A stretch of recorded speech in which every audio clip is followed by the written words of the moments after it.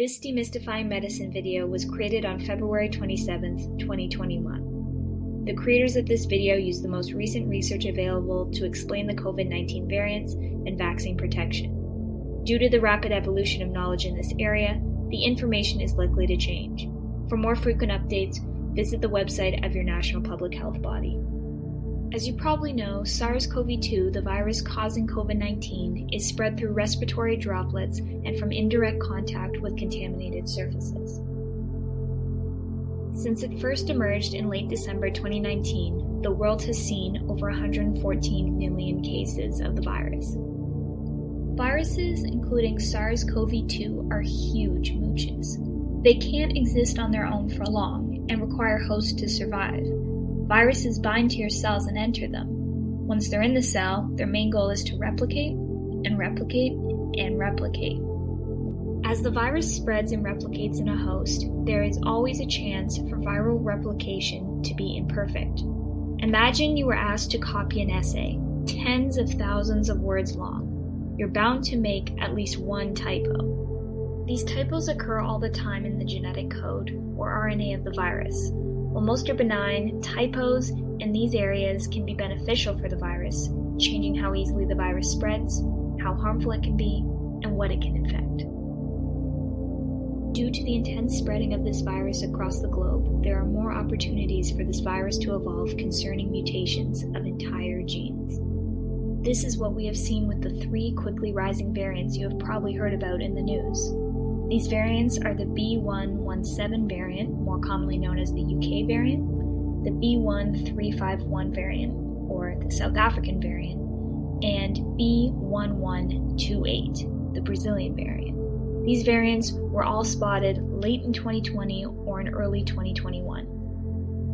These variants are concerning because all 3 possess the N501Y mutation, which is found on the spike protein of the virus.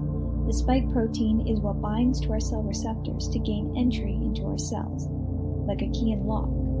The N501Y mutation makes the key fit better in the lock.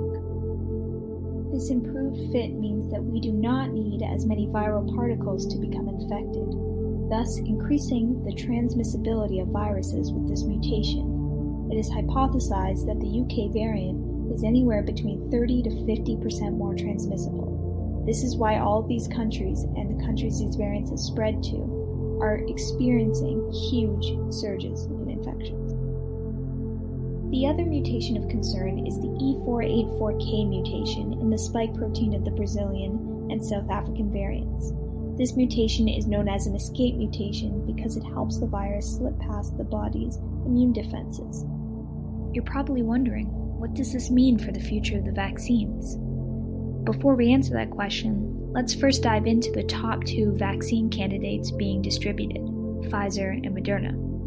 Moderna and Pfizer vaccines work in a very similar way and use revolutionary messenger RNA or mRNA technology.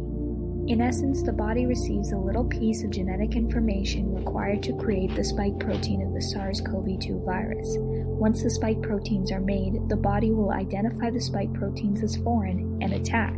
Both vaccines are similar in their efficacy in preventing symptoms of COVID-19, with Moderna at 94% and Pfizer at 95%. They also require 2 doses each.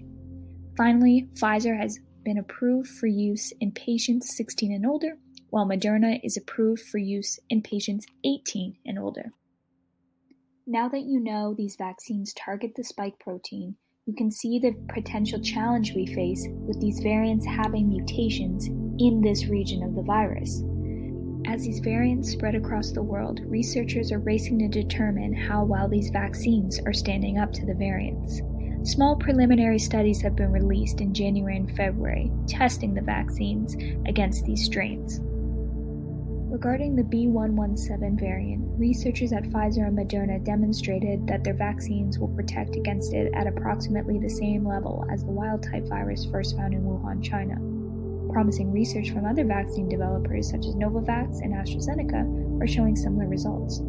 Looks like the vaccines take this round The B.1.351 variant drew a lot of attention recently in the news when Pfizer and Moderna released the results from small studies suggesting that the number of antibodies able to prevent viral replication were reduced with this strain. Despite these results, more clarification is required to see who the real winner is in this fight. Although there is no data yet that reveals how these two vaccines work against the Brazilian variant, scientists predict that they will show similar results to studies testing the vaccines on the B.1.351 variant. This is because they both have that E484K mutation, which allows them to evade the immune response. A word of caution to our viewers. These studies were conducted on a very small number of blood samples. These studies don't show how antibodies behave in a real person. We just don't have the clinical or population data to confirm that these vaccines don't work against these variants.